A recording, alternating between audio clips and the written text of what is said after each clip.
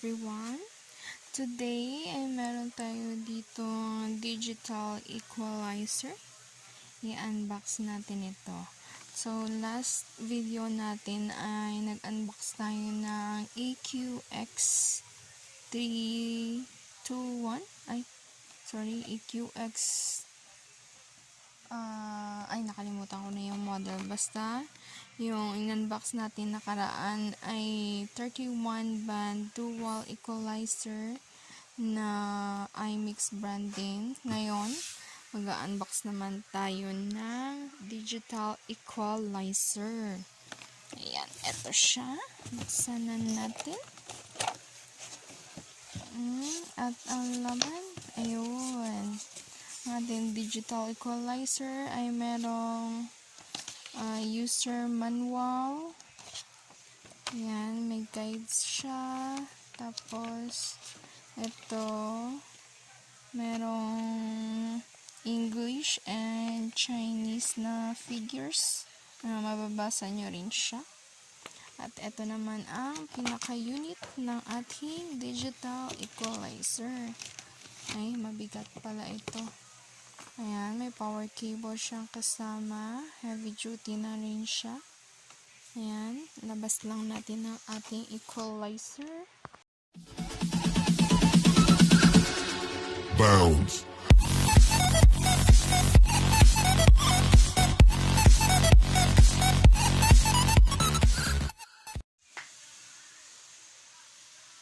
Okay, at ito na yung itsura ng ating TEQ800 iMix brand digital equalizer. Ayan siya. Isa-isahin natin yung kanyang dito meron siyang display. Display. Pag naka-on to, may display yan dito. Ito yung kanyang volume control. Ayan. Tapos, yung other side niya ay merong nakasulat na save, recall, at ito yung kanyang bypass. Ito naman yung kanyang gain control. Ayan ang ating digital equalizer EQ800 iMix brand. At sa likod na to, ayan. Yung likod niya ay meron siyang slot ng power cable. Yung kanyang power switch. Input 1 and output, left and right. Tapos meron din siyang universal slot dito. Pwede siyang XLR or PL sa kanyang input 1 and input 2. At sa output niya, pwede ka rin gumamit ng XLR, pwede rin yung PL. Sa output 2, same din. Ganyan siya. XLR, PL naman dito. Ayan.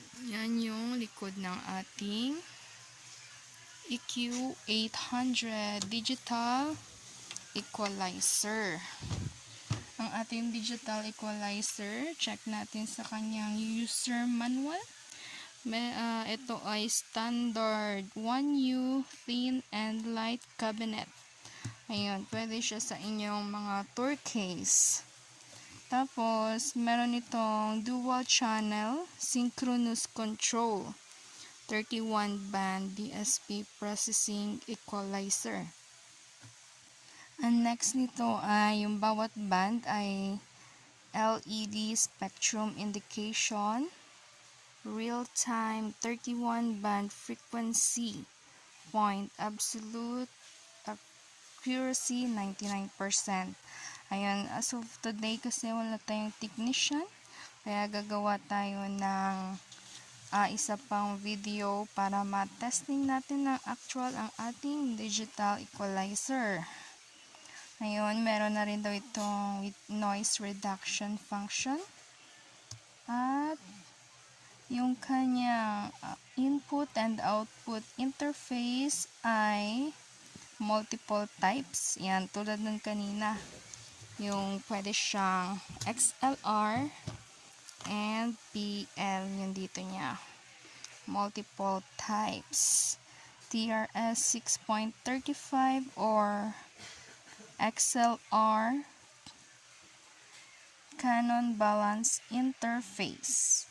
Tapos, meron din siyang bypass. Bypass the graphic equalizer in the signal path. Ayun. Tapos, may save and recall function siya.